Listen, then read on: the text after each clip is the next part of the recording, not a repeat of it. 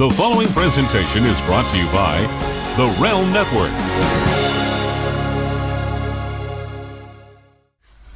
It's right about time again to swerve again, confuse the general fans again. What's up, everyone? This is Sharia. You can catch my Impact Wrestling reviews every week on the brand, and you don't want to miss them.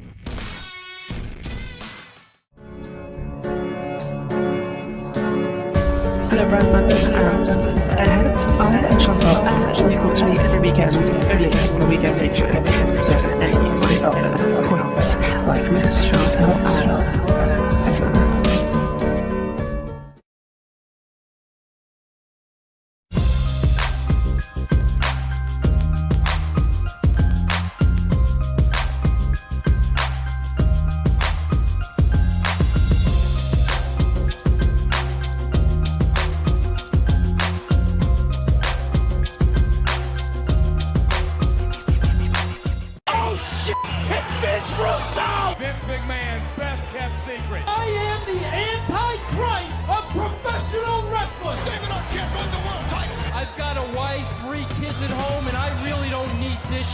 How can this show be so awful, Mr. McMahon? I didn't think it was. Viagra on a pole match. And Hogan, you big bald son of a bitch, kiss my ass. Judy Bagwell on a forklift match. McMahon, the family, the Rock, they screwed us all. Now you're the editor, right? Mankind did it. Jumpy, beep. Goldberg steered Russo out of the cage. I'm from New York. I'll get downright nasty. This is Vince Russo's The Brand. Listen, with me right now is one of the true legends. That doesn't even serve him justice. I mean, how many times do we hear true legend, true legend, true legend? But I don't know what other word to use. He is a inductee into the WWE Hall of Fame. He is, without a question of a doubt, one of the greatest WWF champions of all time. I've known him for a long time. I worked with him, without a question, the highlight of my career. And this is, listen, a lot of people have come on this show, but this is the one guest that it is an absolute honor and privilege to bring on Mr. Bob Backlund. Mr. Backlund, how are you? I'm having a great day. It's even better after all that. Mr. Backlund, did you ever in your wildest imagination think that you would be on a Skype call, no less? No, I thought I'd be still sitting back on the telephone. Yeah, Bob, you know what my greatest difficulty is? I can't believe it. yeah, Bob, if it were up to me, I would only bring legends on this show. But my problem is when it comes to the technical end of it, I can't walk them through Skype. It's difficult for them. I can never get them on camera, so it's very difficult. So I am ecstatic that you were on Skype with me. Well, it's my pleasure. I remember way back in the 90s when we did some pretty fantastic stuff. We did phenomenal stuff. Now, Bob, are you in Glastonbury still to this day? South Glastonbury, Connecticut, yes. Now, how long have you been there? Since 1978. Now, why did you settle down there? We met when we first came out to Connecticut. We lived in the Merritt Parkway on the Howard Johnsons. It was in Hamden. And we had everything we owned in the house, and our daughter was 11 days old when we left Princeton, Minnesota. We got here. We couldn't find a place. We finally found a place in West Haven. It was on Greta Street. And we rented an apartment, and my wife and daughter would go to the beach every day, and I'd go wrestling. And I was traveling out of the airports in New York, and the traffic was horrendous. I can't even explain how busy it was in the traffic. And I tried Bradley Airport one day, and I said, we got to move closer to Bradley Airport. So that's how come we, yep. Now, have you been in the same house since 78? No, we bought a house in 78, and then we built the house in 84. So we've been in the same house since 1984. So now when you go out in that town, everybody has to know who you are, right? I mean, you're synonymous with that town. Everybody. Yeah. How does that work for you? I mean, do you like that? Do you enjoy that? Or does sometimes... I like the people. I love the people, even in the wrestling business. And I hope I prove that in the book, that I actually liked the wrestling fans better than the boys. Yeah, and we're going to talk about the book, All-American Boy. Mr. Backlund just came out with a phenomenal book. We're going to talk all about that. But, Bob, I want to talk a little bit. Listen, a lot of the questions I'm going to ask you, you're not going to be used to. They're kind of off the cuff. They're just things that I've always been interested to ask you. So they're going to be a little different. Are you prepared for that? I'm ready anytime. Anytime. And I told Triple H in 13 that I was ready to get in the ring and put some little more wrestling into into the business. And there's no doubt about it. Listen, you won. And I meant it. Yeah, well, there's no doubt. You won the belt in 78. You won the belt in 94. No doubt in my mind you couldn't do it again in 2016. I told some people the other day, they were wondering why I go back in there. I said, when I go back, I'm going to shock the world. And you will. You've already done it before. Now, Bob, I have to ask you this. You were, reading your background and knowing a little bit about your background, you were an All-American at North Dakota State. But, Bob, me knowing you through the years, I know that you're a little introverted. You're a little, shy. You keep to yourself. You're a gentleman. But I have to ask you this. When you made the transition from amateur wrestling to professional wrestling, were you at all a little concerned? Because, with professional wrestling, came Hollywood. And now you didn't have to just be a great wrestler. You had to be a great entertainer. Was that a little bit out of your comfort zone at the beginning? That wasn't just a little bit. That was way out of it. I didn't have enough nerve to stand up in a classroom to answer a question from a teacher. I was very shy. I was I'd even hide from people sometimes. So it was a fantastic change, Now, did that almost prevent you from getting into professional wrestling, knowing that, this is a show now? I have to be on the main stage. I got to be out there in front of people. Did that almost hold you back from becoming a professional wrestler? You know what? Once I decided to do it, I was pretty gung ho. I had some things happen to me in junior high school and high school. When I was a senior and I left to go to college, I tested these principles that I learned. I left a mark at Waldorf Junior College in Iowa that's still there. And then I transferred to Fargo, North Dakota State University, and I left a bigger dent there than I left in Waldorf. And when I left Princeton, Minnesota, I really didn't care what was going on. I was going to utilize those principles, and I was going to win for sure. I knew that. Mr. Backlund, go ahead. But Vince, and everybody in my hometown said, you're not going to make it. You're never going to make it. You're just a kid. You're just this and that. But I tested these principles in 2 different colleges. And you could call North Dakota State today and ask them questions about the things I did that nobody else ever did before. I hope you didn't get locked up for any of those things, Mr. Backlund. No, didn't. There was North Dakota State was pretty open. But anyway, when I left Princeton, Minnesota, I was on a mission. I was on a mission to succeed and prove that I could work. But I didn't. When people are telling me you're not Mad Dog, you're not the Butcher, you're just a kid, and that's not the kind of person that gets successful in the wrestling business. Hey, Bob, I didn't pay any attention to it. Bob, let me ask you an interesting question. Okay, Prior to you going into professional wrestling and doing that for a living and becoming one of the greats of all time, back in that day, Bob, if MMA were an option back in that day, do you think you would have been an MMA fighter over a professional wrestler? I might have, but you know what? I was much better off getting into the WWF. You know, I don't really like what they do because they let somebody get another guy down and let him punch him in the face. And some of those guys lose their ability to do a promo in 2 years.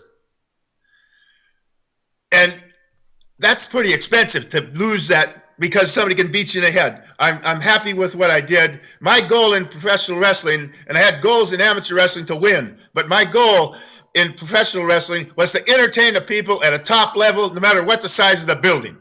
And you absolutely did that. Bob, I want to ask you this because I love talking about, you know, the history of the business. I hate saying the good old days, but to me, that's when it was at its best. In your own words, Bob, can you tell me what it was like working for Vince McMahon Sr.? It was a big miracle, but the man, I met him first, and he promised something to me that was pretty important, and it was getting the WWE title. That's the second time I met him, and in the grapevine, I was wrestling down in the South. In the grapevine, I heard that everybody was trying to talk Vince McMahon Sr. out of giving me the championship. And I was concerned because I didn't know him very well. But as it got closer to the date, February 20th of 1978, it got stronger. The day of the match, Billy Graham was still trying to talk him out of putting the championship on me. And they had a thing years ago that you had to put money down to secure that you would give the belt back. And they talked him into coming to me and asking me if I had X amount of dollars. And everybody in the business, I didn't live above my means, and nobody ever thought I had a dime. But I had enough money to say, yeah, I'll do that, Vince. Would you want a check or do you want cash? And anyway, Vince told him that I promised Bob Backlund he was going to get the championship and he was going to get it no matter what you think. And you'll never change my mind. And the man became a father to me. And I trusted him in every deal we ever did. He used to come out and tell me a finish and ask me if it's all right to do that finish. And he made me feel very comfortable, and it was an honor. And I wouldn't change that time of being in the business for anything in the world. That was so important. I was so relaxed. He said, don't worry about the houses. I'll worry about that. You just worry about getting in the ring and doing your best and taking care of your family. Wow, that's why I liked working with Vince McMahon Sr. That's amazing. I mean, I don't know if that would happen today. Hey, Bob, I have to ask you this, and I talk about this all the time, and obviously I was privy to this, and it ran rampant, and I saw it all the time. I want to ask you this question, Bob, because when I talk to a lot of the legends, I get a mixed response, but I know, you're a straight shooter. I know you're going to tell me exactly your feelings on this. Bob, I say this all the time. The minute the wrestling industry was set up with independent contractors, the minute that was set up, what you're setting up is a system where it's every man for themselves. You guys are competing with one another for the spot. And obviously, with that kind of foundation, there's going to be politics out the yin-yang. I know I saw so much of that in my day of wrestling. What I want to ask you, Bob, was, you were back in the day with the, with the territories, and you would go from territory to territory. How did politics work then when, you were a star going into a new territory? Did everybody greet you with open arms because we'll make money working with Mr. Backlund? Or was everybody, even at that point in time, trying to protect themselves and making sure that they got over? Mr. Russo, I didn't get into the politics at all. How did you avoid that, Mr. Backlund? Because it's almost impossible. How did you avoid that when it's so prevalent in wrestling? You know, I'll tell you some politics that was going on in the business, and I didn't know it till the book. There was 3 people. Terry Funk didn't want the belt anymore. There was 3 people that were being considered to take the belt from Terry Funk. Guess who was one of them? The NWA Championship. You. I was one of them. I didn't even know that till the book came out. Or till the book, we interviewed some people. Till actually Harley Race talked about it, and it was a big deal. And I had nothing to do with it. When I went into a territory, I worked hard, I trained hard, and I was on a road to success. And I figured out. I said to myself, what do I got to do to get ahead of everybody else? I started going to schools and working out with kids and trying to make them better wrestlers. I started, if I see a hospital sign, I'd follow the hospital sign, go to the hospital and visit the kids or whoever was in the hospital that I could go visit. And I thought that was called going the extra mile. And I think it clicked with the promoters. And every promoter treated me with respect. They never lied to me. They never cheated to me. They never... they treated me like a son almost, and I have the utmost respect for all the promoters that I worked with. It was Terry Funk, Dory Funk, Sam Mushnick, Eddie Graham, Jim Barnett, Vince McMahon Sr.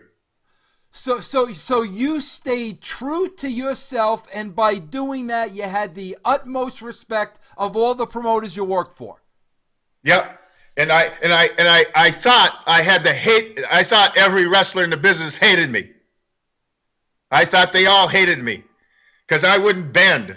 I wouldn't do what they were doing. I was willing to say no because I learned something in 8th grade, and this is all in the book also. I learned something about peer pressure. I was at a nightclub, and my friends were going to get in a fight, and it was there was a motorcycle gang there. My friends came over and asked me if I'd help them. I said, sure, I would. I did anything for these people. I was in 8th grade. I walked out of this nightclub and I was walking towards the motorcycle gang. I turned around and the door went shut and nobody else came out the door. Anyway, I was scared to death. Well, wait, Mr. Backlund, wait, we got to back up for a second. First of all, I have to ask you, what were you doing in a nightclub in the 8th grade? I was drinking beer. I was on the fence, and I was going to fall on my face real soon. I was bad. So what happened with this motorcycle gang now? Well, I'm out there, and I'm shivering, and this and that, and the motor gang, all the guys looked at me. They either thought I was crazy or brave, and they left. And they left.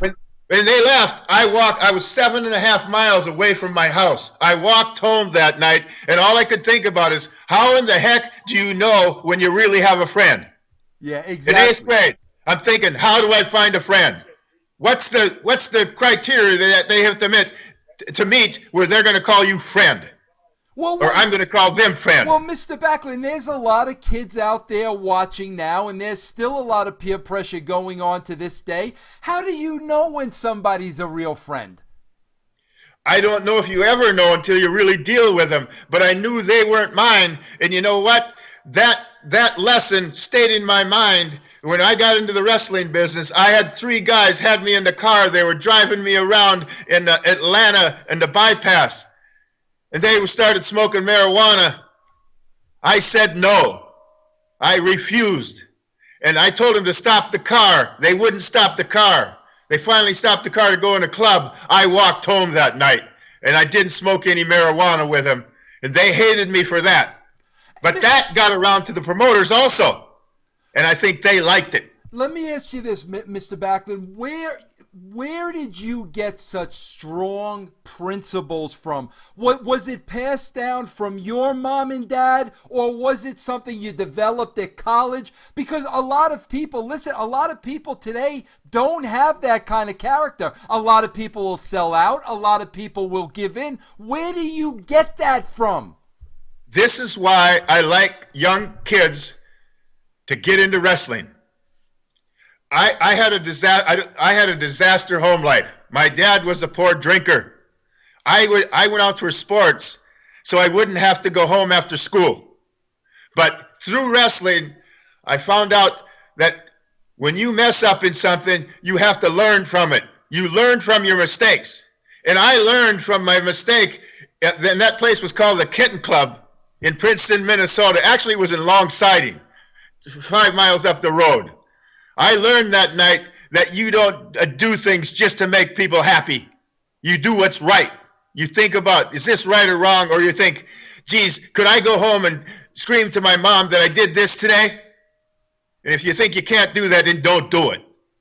But it was from wrestling in high school and in junior high school. So I got beat every day for every match for almost 4 years.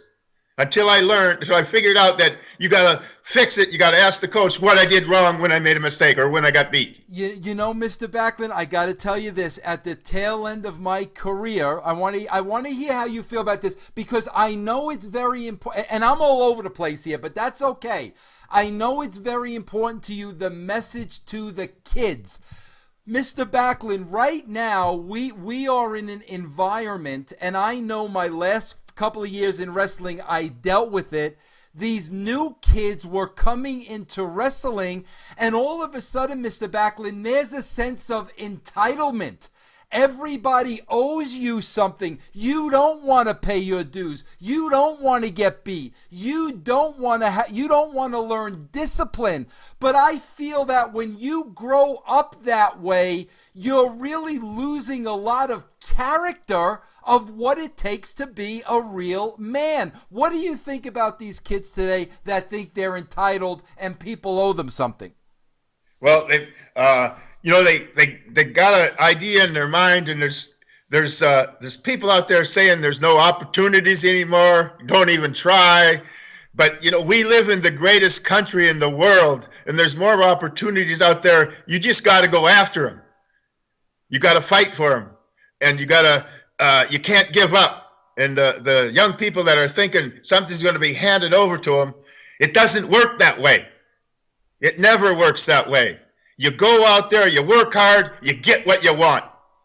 And you get rewarded because of your hard work. And you're still working as hard this day as you did back in your early wrestling days. I've got more goals right now than I had ever in my life. And I think we talked about, I'm on a mission right now. And it's the most important mission I've ever been on before in my life. And we're gonna get to that, but I got a couple things which is going to show people watching this interview the character of Mr. Backlund, why he's the man he is, and how he got to this point. But Bob, I have to ask you this because a lot of people don't understand this. I was lucky enough to be raised in Long Island, New York. I was lucky enough to be raised in the WWWF. I was Italian American. I knew, I fully understood what Bruno Sammartino meant to the WWWF, meant to wrestling. This was an icon. This was a man who represented millions and millions of people. Now, Mr. Backlund, you more or less were asked to step into the boots of a Bruno Sammartino. You were the next big babyface champion. Now, at the time, that had to be something where you had to be second guessing yourself. You had to know how huge Bruno was and what was expected of you. How did you step into that position so successfully? I grew up in Minnesota, Princeton, Minnesota, by the way. It's 45 miles north of Minneapolis. And we had a rough family going on there. I got into sports because of the family things going on. I didn't like them. I didn't really want to go home. I'd rather go out for sports and get beat up. But when I left Princeton, Minnesota in 1973, Bruno Sammartino wasn't on my mind. What was on my mind was the junior college I went to and the college at North Dakota State University. And the principles that I had in mind worked in both of them. And I was ready. I was getting out there to work those principles. And you know what? Everybody said I was going to have a problem. But, it was weird because in 1977, Vince McMahon Sr. is out there looking for an All-American boy to replace Bruno Sammartino.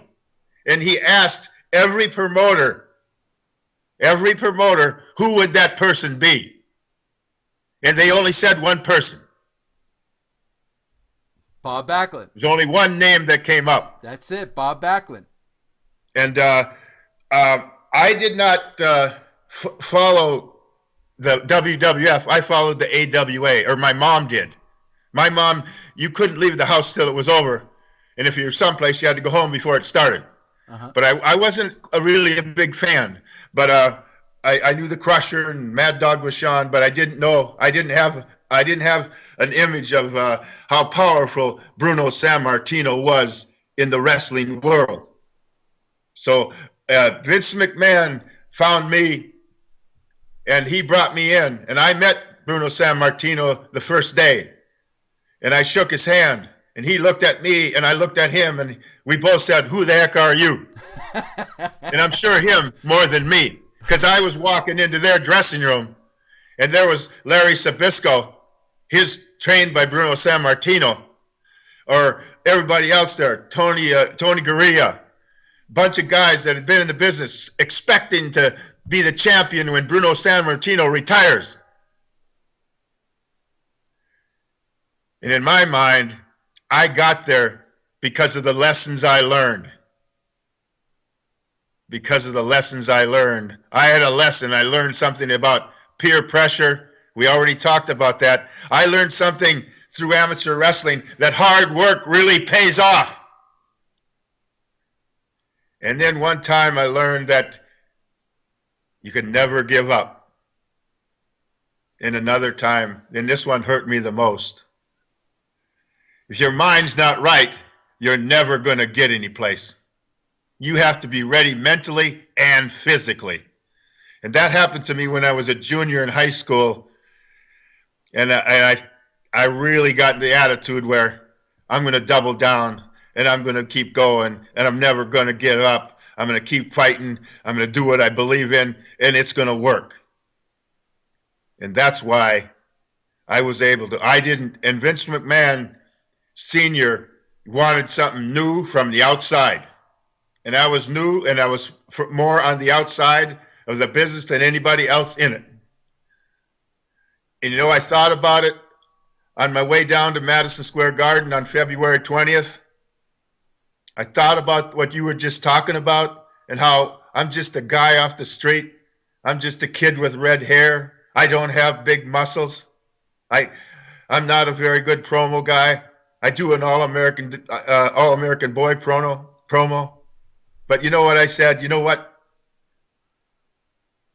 If Vince McMahon thinks I can do it, I'm going to do it anyway! Mr. Backlund, I have to ask you this, okay? I have to ask you this. And that's Vince McMahon Sr. Senior, I know. Vince McMahon Sr. I want to ask you this because I want to get into the mindset at the time. Now, listen, we all know those were magical years. You and Arnie Skolin, the Golden Boy, the package of the two of you, I will never, ever forget.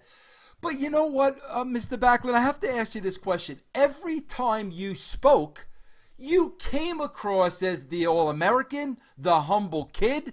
I'm going to fight my hardest. I'm going to try my best. You came across as very, very sincere every time you spoke. With that being said, and you were coming across, as the babyface, as you believed in yourself, why did Mr. McMahon Sr. feel that there was a need to have Arnie as the mouthpiece for you?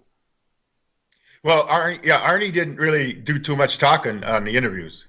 What was the purpose of having Arnie there with you then? I had no tie with Bruno Sammartino, and I think that was a good idea. And then that was when he put Arnold Skaaland on as a manager. I think he wanted. There's only two baby faces in the business that ever had managers, and it was Bruno and I. And it put me maybe up, in the minds of the people, up a level. Okay, that makes sense. Because I was truly a humble person, and I enjoyed. I never listened to promos because everybody said they were boring, but I listened to a couple about after the book came out. I said, you know what? I'm glad I liked what I said. That's who and I was talking about giving 100%. I don't know if I can win. That's who you were. That's who you were. It was perfect. We believed you when you spoke. But in the business, Bob Backlund could never do a promo. That was the word. That was the word. We're gonna talk about that in a minute. But that word was put down. No doubt about it. Listen, I have to ask you this as just being a total mark, okay? And you had the honor of working with all three of these guys, and let's face it, it's a lost art. It doesn't exist anymore in wrestling. I doubt it will come back. Three of the guys that I was immediately drawn to when I started watching wrestling, the Captain, the Grand Wizard, and Freddie Blassie. Can you tell me a little bit about those guys, having worked with them? They were all good. They were all hardworking people. They were all bad guys. They were geniuses at getting the people that were coming and going to be under their management. It was just they got the guys over and they made them look good and made them feel good, and they were a big factor in the machine that was going on under Vince McMahon Sr. in the WWF. Now, Bob, let me ask you this question. What was more meaningful? Because this right here is absolutely amazing to me. And for those that don't know, if you're watching this, let me give you a little history education. Mr. Backlund won the title February 20th, 1978, Madison Square Garden over the Iron Sheik. November 23rd, 1994. Do the math. That's 16 years later. Mr. Bob Backlund becomes the WWE champion again. 16 years later. Bob, what was more rewarding to you? Winning it that first time, or the fact that 16 years later you came back at a totally different time, a totally different era, a totally different business, a totally different persona, and you won the highest award in the history of wrestling? What was more rewarding to you, and how were the two times different? Well, you know what? In 1978, in February 20th, that was a big thing. That was a gigantic move, and especially, I was wrestling at North Dakota State University, and I met Billy Superstar Graham at the YMCA. He was doing curls, and I was doing bench press. That was in 1970, and then. In 1978, I'm standing in the middle of Madison Square Garden looking across at the guy on the other side. He's the guy I met, the guy that asked me if I was going to get into professional wrestling, and I said, no, I don't think I'm going to do that. And then this guy is trying to talk Vince out of putting the championship on me. I'm facing him, and I'm going to take the belt from him, and I'll walk away. I'm going to drive home with a WWF belt in my glove compartment.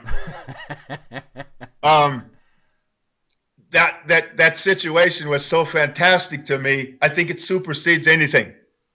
And because of the man that I was working for, the integrity he had, the honor he had, the respect he had, you couldn't be a better situation.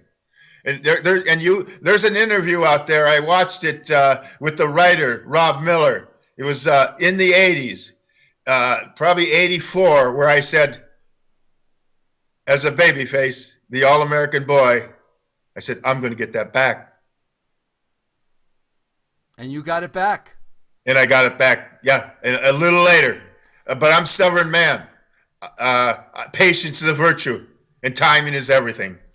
Well, but of course, Bret Hart. I didn't know him very well. I heard the name a lot, but I wasn't in the business that much when he was there, and I really appreciated what he did, and it was a pleasure getting to the ring with him. He was he was an old school, build it up a match, make it sense, and tell a good story in the ring. And I really enjoyed that night in Texas. Yeah, and did you hear about the news about Bret Hart yesterday, Bob?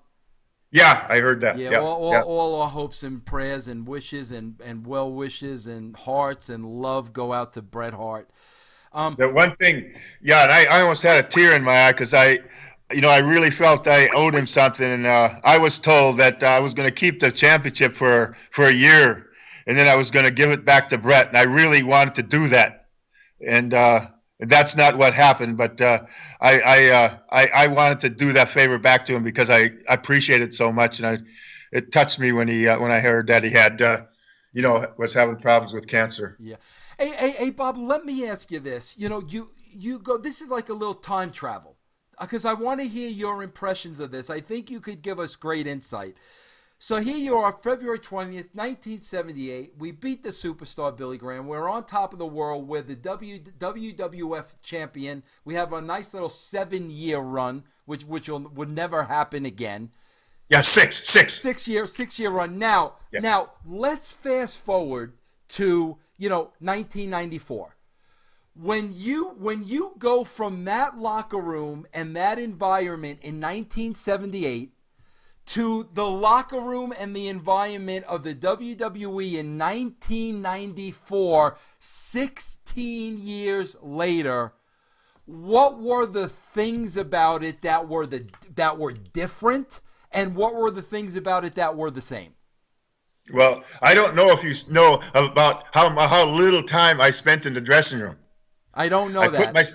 I put my stuff on, I'd hang it up, and I'd go out and I'd bring my step test and my wheel with me, and I'd do the Harvard step test and the wheel before I went in the ring. And it was probably just a minute. I spent very little time in the dressing room. I didn't care for the language, and I didn't care for the bull. And I just didn't want to know, and I didn't want to hear it. But so I stayed out of that situation. So I can't really tell you. There was some changes, but our society had really changed since in the 80s versus in 94. The people had changed, and the people were taking different things. As a babyface was maybe lying, cheating, and swearing, and they liked it. Yeah. And the All-American boy wasn't there. They didn't want to hear about it. And so things changed a lot in the ring. Bob, with that being said, now you talked briefly a couple of minutes ago about that, you were supposed to return the favor to Bret. You were supposed to have the title a little longer.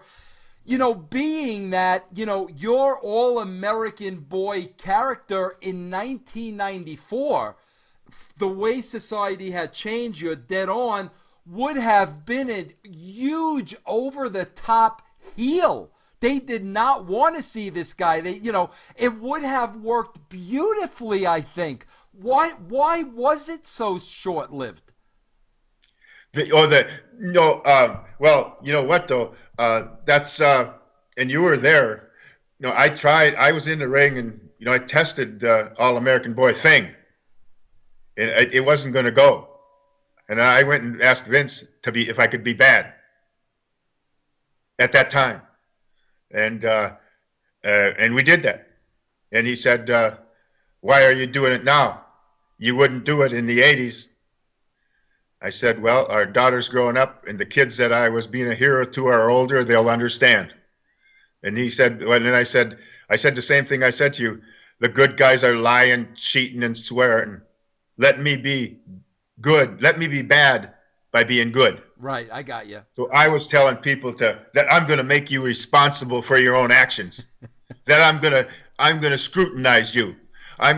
You're going to have to recite the presidents of the United States to me to procure my signature. And I don't want you throwing garbage out the window of the car anymore. And that was you're facing our country. And that was heat. Why didn't they go with that a little longer? That's what I can't. Yeah, I did a promo one time. I think you were there. I talked for 5 minutes, and I never said a word. I used to hold the mic down by my stomach, and I'd bring it up. And every time I brought it up, the booze got so bad that I'd bring it down again because nobody would have been able to hear me. Absolutely, yeah. And at that point, I knew I was super over, but they for some reason they didn't want it to extend it. Mr. Backlund, I have to ask you this, and I want to kind of walk the people through this. I want to bring them with me because this is an absolute 100% shoot. When I worked with Bob, around 94, 95, around that time, we used to shoot interviews during the day, and they would make, makeshift, like soundproof rooms, 4 walls, with the eggshell gimmick on the walls to make them soundproof, and we would go in there all day and we would cut promos. When Bob would cut a promo, a couple of things. First of all, I would never tell him what to say. I would never write anything for him. I would just let him go, and I can remember vividly, I would be standing in the back of the room, literally with tears in my eyes, because the performance was so great and so entertaining, and I couldn't get enough of it, and just some of the greatest work I ever saw as a producer. What I wanted to ask you, Bob, is going all the way back to the beginning and, winning that first belt in 78, fast forward to 94, were those promos always inside of you? Or did they not develop until that time and that point of your career? Was that guy always inside of you? I think it developed inside of me, but Mr. Russo, I believed what I was saying. I believed that I was trying to help society. I believed it so much that I've had people ask me if I literally went crazy. But I was so serious, and I liked what I was saying. I was saying it in a weird way, but I believed I was doing the right thing. I believed that I was, trying to help society. I believe there was a lot of people on my way up that gave me pushes and kept me going, and I always wanted to return those things to society, and that's actually why I'm doing things that I'm doing today. So everything you said, there was no acting involved whatsoever. It was coming from the heart. Yeah. How can you? I don't know. I was acting. I was overacting, but I was so serious and so sort of proud of what I was saying.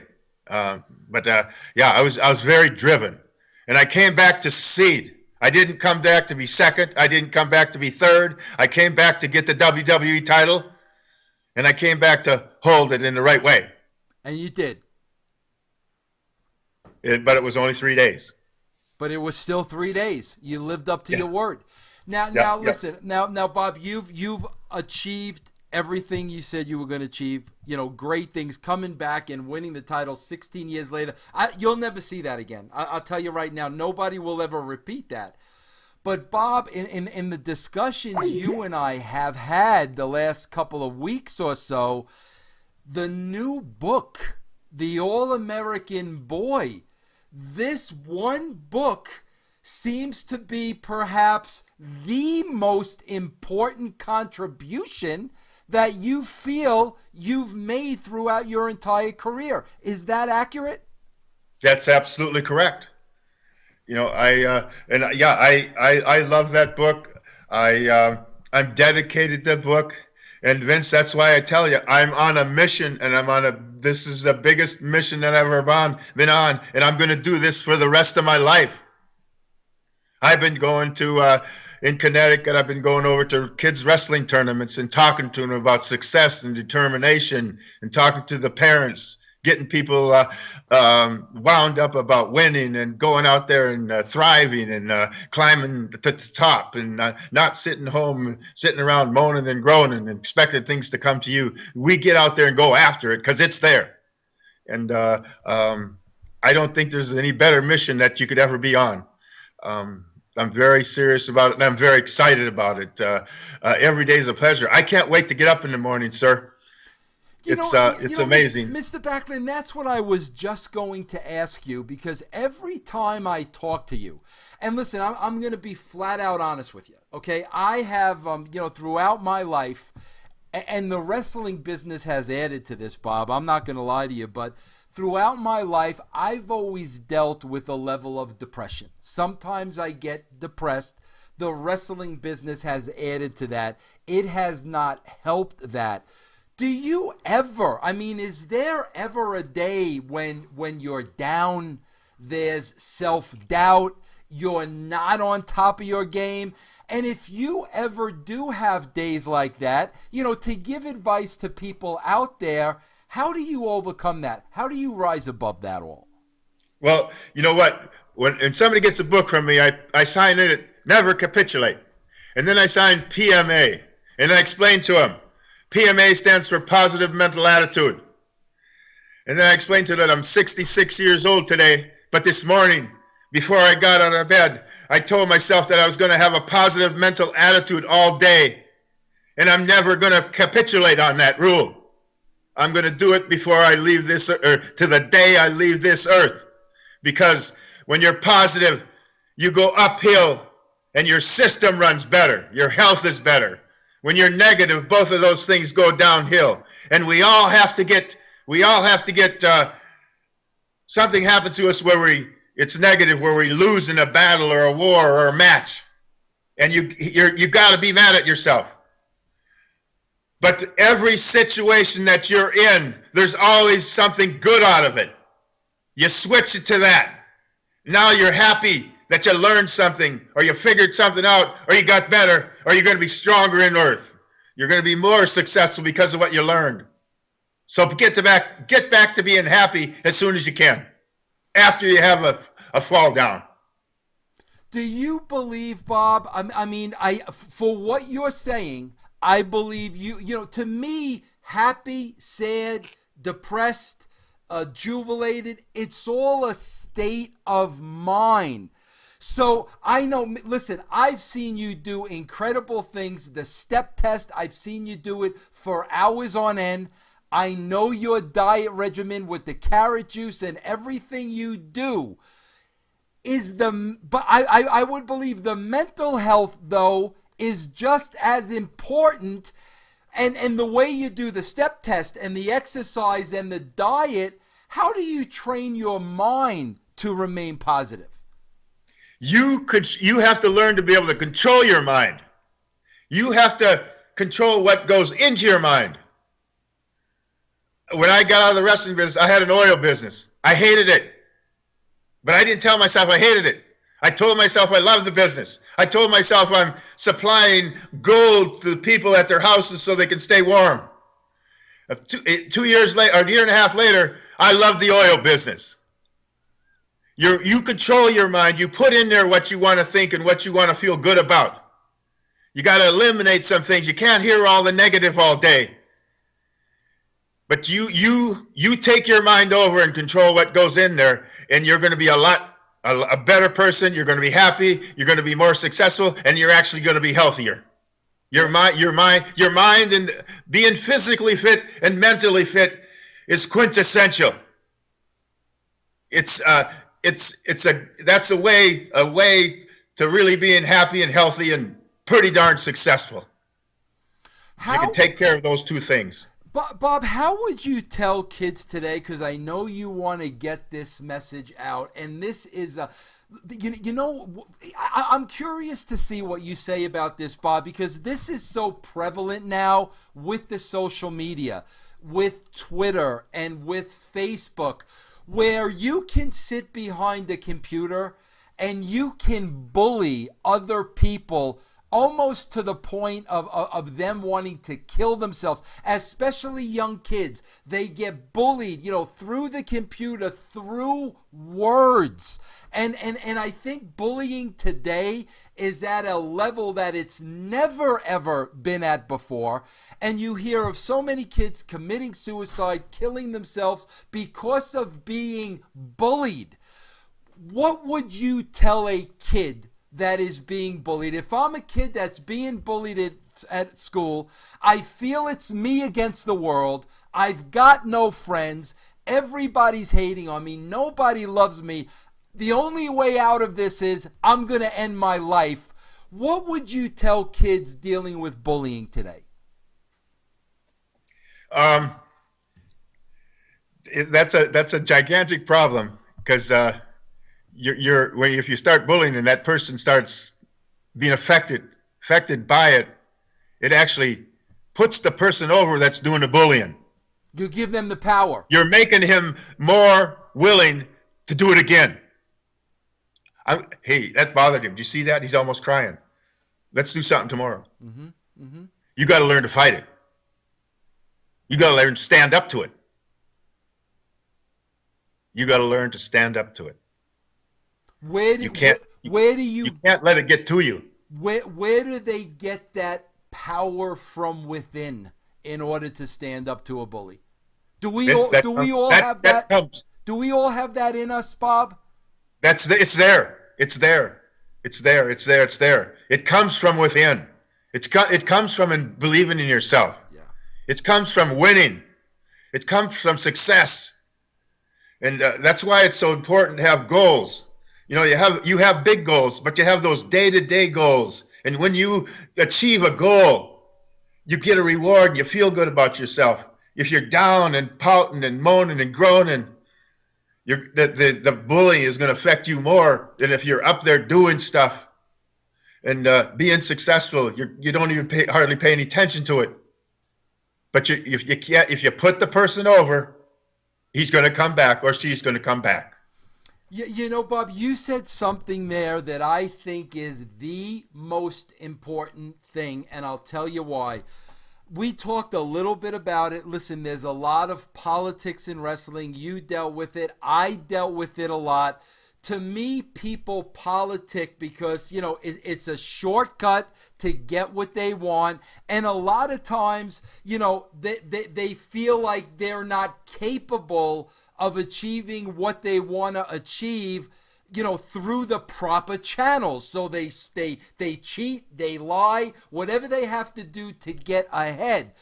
Then you have the other side of the coin, people like you. I like to believe I'm that kind of person myself, where I think the most important thing is the self-confidence in yourself. How do young kids, as they're growing and as they're learning life lessons, Bob, how do they build their self-confidence where at the end of the day, they're not relying on anybody but themselves? You start slow, and we talked about goals, but you set goals on a day-to-day basis, and you set goals that you can achieve, and you keep building on that, and building on it, and building on it, and building on it. Then all of a sudden, you're up there dealing with the gigantic goals because of what you learned from the little goals that you were setting. Yeah. And you have a goal to learn 5 vocabulary words, new vocabulary words in school one day, and you do that. Yeah. And you set some goals for the next day. You make goals, and that's how you get confidence in yourself. And also, Mr. Backlund, you said something that's very important, and this is something that boggles my mind because I see this repeated over and over and over, even by adults, even by some of the most intelligent people that I know. I constantly see this, and you hit upon it earlier in the conversation. I think you grow a lot as an individual by learning by your mistakes and not making that same mistake again and becoming a better person because of, your falls and your stumbles and your shortcomings. A lot of people don't learn from mistakes. They make the same mistakes over and over again and never better themselves. Is it not true that you need to make mistakes in order to better yourself as a person? Yeah. When you make a mistake, let's say we're talking about a high school wrestling match. You're in there and you made a mistake and you're the person who won. That mistake you could make, that one mistake you made, if you fix that mistake, you got helped more than that winner did. The guy that won the match. You learned more than he did. And I've had situations where I had that exact thing happen to me and I learned a lesson. And you know what? I beat that kid the next year. But if you don't learn, you're not going to beat that kid the next year. He's going to beat you. I've had a situation where the kid that beat me one year, the next year, I beat him real bad. Because I outworked him, because I knew I had to work hard. And he won, but he didn't think he had to improve. I proved, like a lot of people, I improved way above what they are a level a year later. And it's learning from adversity and defeat. It doesn't get any better than that. It doesn't get any better than that. It does, because that's what rounds you out as a person. Hey, Mr. Backlund, I hope you don't mind me asking you this. It's a little bit of a personal question, but I'm curious because I've never really had this conversation with you. And the vibe though that I always get from you, this vibe of power and strength and confidence and believing in myself and positive. There hasn't been a day that I haven't had a conversation with you when I was working with you or seeing you on a convention or on the phone where I haven't felt that power, the positive energy coming through the phone. I have to ask you this, and I hope you don't mind because I'm just curious if this is what some of it is attributed to. Are you a man of faith? There's somebody with me every minute of the day. And I know there's a power up there that's stronger than anything on the face of this earth. And I know if you think about something long enough, it's going to come to you. And I don't know if you want to call that God or not. I don't know what you want to call it, but it's there. And Bob, you've had that because you talked a little bit about the struggles as a kid with the family and your dad. Has this been with you through your entire journey? Is that, you know what, I think I was down about as low as you can get. And I couldn't have got any lower. And those things that we talked about, those little goals every day, it started kicking in. And it was definitely the road or the journey from my young childhood till today. But I had a big problem. I had a big problem in 1985. And I never had a situation like this, but I had the belt for 6 years, and I didn't think there was anything left in the future. I started thinking that was no reason to get up in the morning. What am I going to do? What am I going to do to make my life better or affect the world better or feel better than having the WWF title for 6 years. And I wasn't, my parent, my wife, my daughter, they didn't know there was anything wrong with me, but I was stuck in low gear in the past. And I was searching for something, and I found a book called Think and Grow Rich by Napoleon Hill. And he had another one. It was the 17 Keys to Success. I read that book, and I read it over. And he had 17 keys. They were little paragraphs in the back. I read those over for 2 years, every night before I went to bed. And that book got me in a positive mental attitude. It got me about my past. I got out of that thing about the past. He taught me how to take over my mind and work for the future. And right now, my future is better than my past ever was.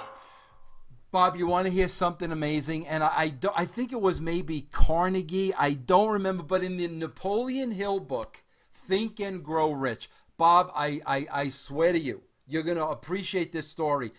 Bob, I was sitting in I owned a video store at the time, and I was going out of business. I had a small baby.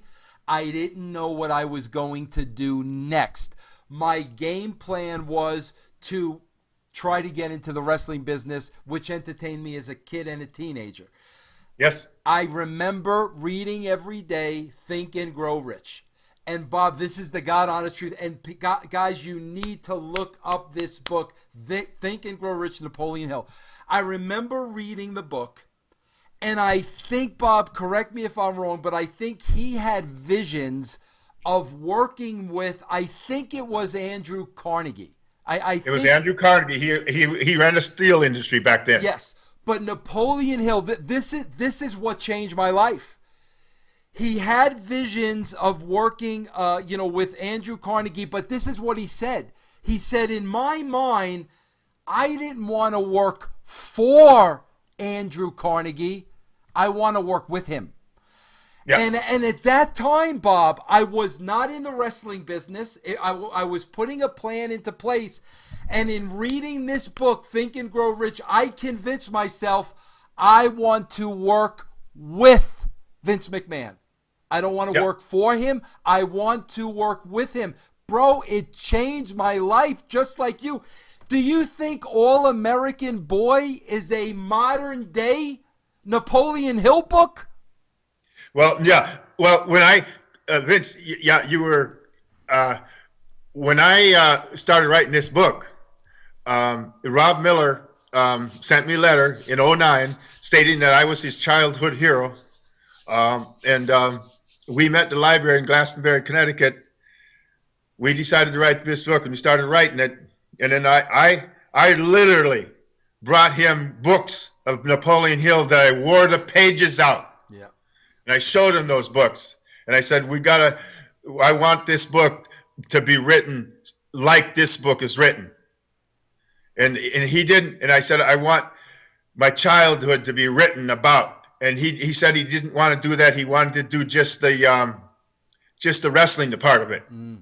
I said, I don't want to write the book then. Because the important thing is the stuff that happened in high school to make me a better person, and the things that I did to help me succeed. And Napoleon Hill helped me like it helped you. And that's why the book is like it is. There's 18 principles of success in the back of my book. They're a little different from Napoleon Hill. He had 17 of them. The 13th was learning from adversity and defeat.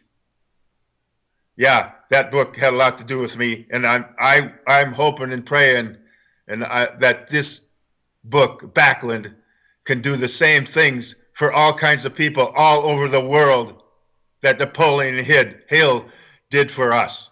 Yeah, I just keep looking to my right, Bob, because my bookcase is right there. And in that bookcase, I had read the original Napoleon Hill book. Then you gave me the 17 Keys, which is right there. And you throughout your entire life, you can keep going back to that book over and over and over, and it always speaks to you. Bob, with the All-American Boy book, when all is said and done, What is your end goal? What do you want to accomplish? This is your entire life's work that we now have the privilege and honor of reading your life experiences. But at the end of the day, what do you want that book to accomplish? Like I said, I'm on a mission, and in that mission, my go-to words are a happy, healthy, successful life. That's where I want you to go through Backlund. That's my goal. And I could be on a road to WrestleMania, a road to this place and a road to that place, but I believe I'm on a road that's the most important road that anybody could ever go on. And I don't know if you remember a gentleman by the name of Jack O'Lane. Mm-hmm. I want to model him. I want to look at him and mirror what he was doing, because he was telling people to go out there and work hard, be successful, eat healthy, and have fun. You know, you can have fun and be successful at the same time. Treat people how you want to be treated is one of the lessons and one of the principles in Backlund. It's the first one, actually, but it's pretty simple. You treat everybody you're going to get respect. And I think that's what helped me, because I didn't try to smooth the promoters, but I treated them with respect, and they treated me back with respect. Yeah, Bob, I say all the time, when I learned the principle, and listen, I'm just going to say it, I learned this principle through the Bible. When I learned the principle of, I was put here to serve, and we are to put others before ourselves. When I put that principle into play in my life, my entire life changed. Because when you have that principle, what happens is you start changing other people. And then all of a sudden, the masses start becoming better people. Yep. Now, Bob, are there any plans? Because listen, the book, speaks itself, and we're going to tell everybody where they can get it and all that information. But Bob, you got to go out on some kind of a speaking tour. I know JR does a lot of that stuff now. Is there any plans for that? Oh, I've been speaking I'm going to libraries. I'm going to a library in March just about every day. I've been I'm on a road. I'm on a mission. I'm starting here in Connecticut. Yeah, I want to get out there as much as I can. And you said something pretty important.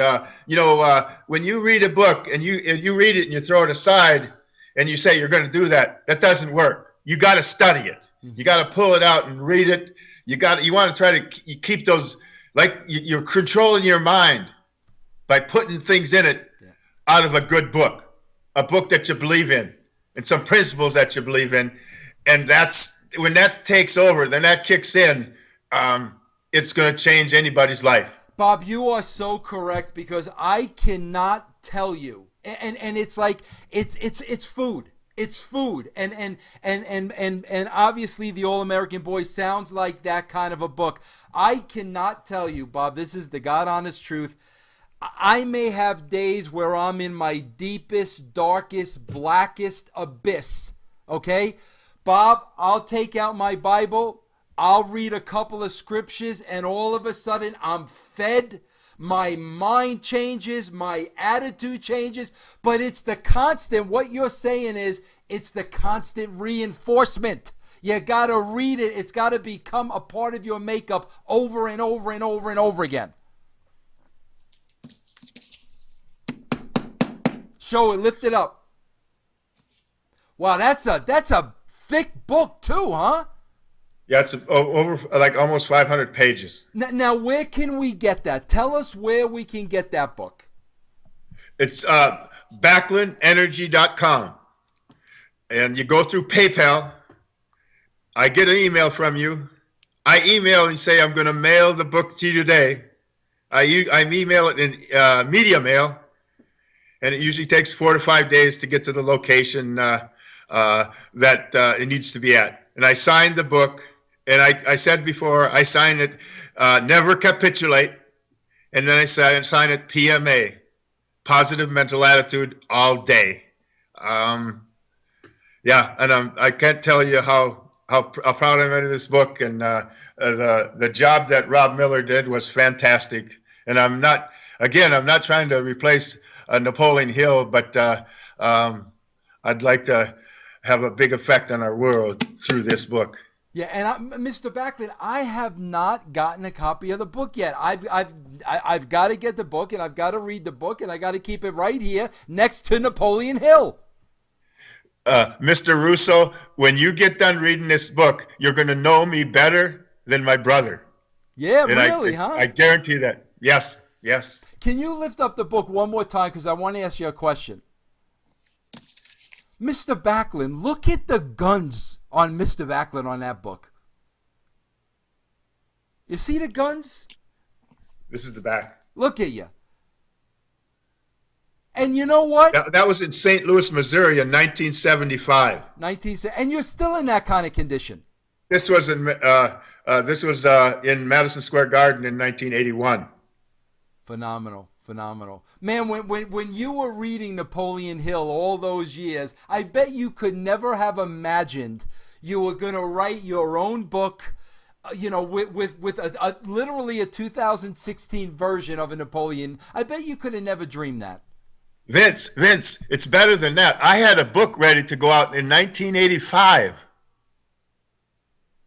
In 1985, there was a book written, and the publishing companies would not touch it. There's a lot of books about wrestlers now, but back then there was none. Wow. And they wouldn't touch it. They didn't think it was going to do any good. They refused to write it. I have letters from the book companies saying we can't take a chance. There's no proof that it's going to work.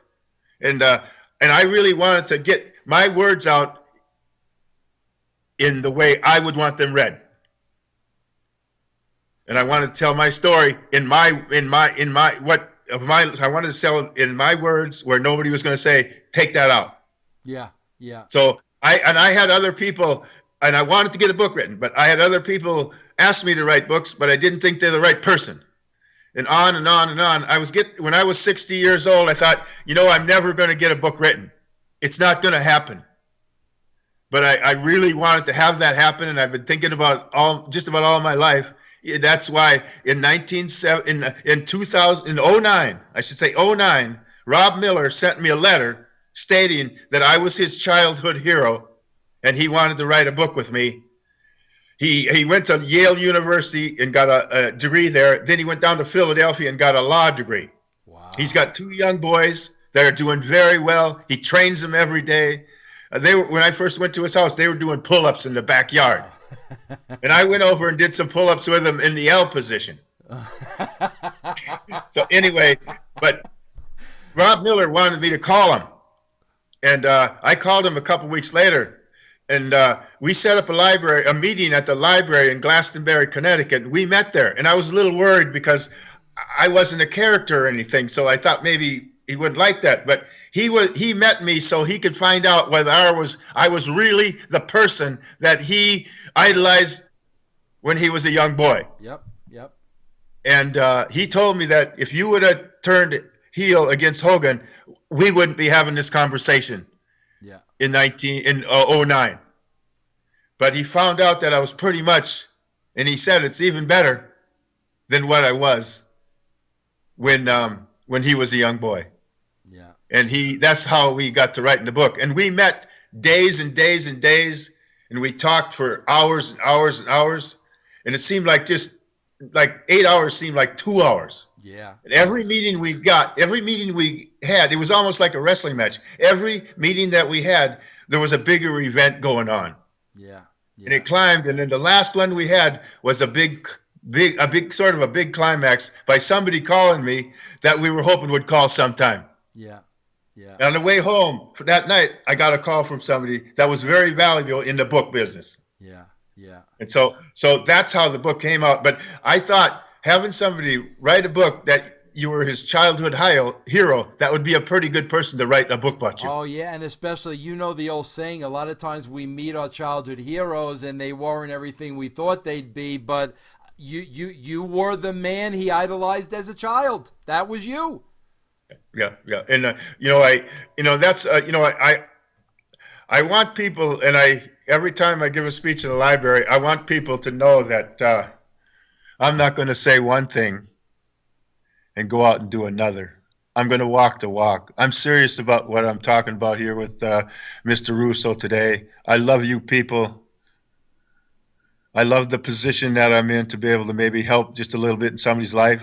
Sometimes kids don't want to listen to mom and dad, but they'll maybe listen to some other words from somebody else. And I'm going to make the biggest effort that I can make is to go out and try to do good things with people on a day-to-day basis. I'm not a quitter. I'm not going to walk. I'm going to keep doing it, and I'm going to keep trying to improve my life, improve everybody's life at the same time. Now, Mr. Backlund, let me ask you one last question. The book is The All-American Boy Backlund, and what's the address again where they could order and have you personally sign it for them? BacklundEnergy.com. BacklundEnergy.com. It'll go directly to Mr. Backlund. He'll sign it for you. He himself puts it out in the mail, and you'll get it. Mr. Backlund, let me ask you this one last question, just for the heck of it. The book comes out, All American Boy. It's changing lives. People are really seeing the light at the end of the tunnel with this positive influence. That you've been your entire life. Now, if we come across one troublemaker that the message isn't really getting through to, at this point in time of your career, if you have to, will you still revert back to the chicken wing if somebody isn't understanding the concepts of the book? Revert back to the chicken wing? Yeah, I mean, if there's a troublemaker of a kid that isn't listening to what Mr. Backlund is saying, isn't understanding him, would you still give the chicken wing if you had to? If all signs pointed to it? Well, I like the chicken wing. It's my, that's sort of my little invention. I appreciate it, and I put it on people every once in a while to know there could be it can make a pretty good effect on you. The chicken wing. It works. Remember I'll never forget this as long as I live. And listen, anybody, you can go online and check this out. What about the effect it had on Mr. Little Luigi and Frito? Yeah, he still remembers it. Yeah, that was he made it look. I felt like a pit bull. Yes. He did. Yeah, that he put that thing over stronger than anybody ever did. No matter he wasn't the biggest guy in the world, no. but he made that hole look like a monster hole. Yeah, and anybody. I was even scared of it after that. And People want me to put the chicken wing. I said, I don't put it in, I put it on. You put it on, and anybody should check that out on YouTube. Well, Bob, thank you so much, man, for this interview and the decades and decades of, just entertainment, enjoyment. And not only that, I mean, just the words of wisdom and the positive attitude that you always represent. All-American Boy Backlund. Just go to BacklundEnergy.com. That's where you could order the book. Mr. Backlund, thank you so much for joining us here today. It's my pleasure, and it's an honor. Okay. Yep. Don't go anywhere yet. I want to personally thank you, Bob. But everybody, there you have it. The great Bob Backlund, All-American Boy, BacklundEnergy.com. I'm telling you, if there's one book you're going to read, this should be the one. Trust me. I'll see you next week, everybody. It's right about time again to swerve again, confuse the general fans again. Add another swerve and then put it on a pole again. Put it on a pole again. Put it on the pole again. And our square to quad is gonna get emotional as I wait to over.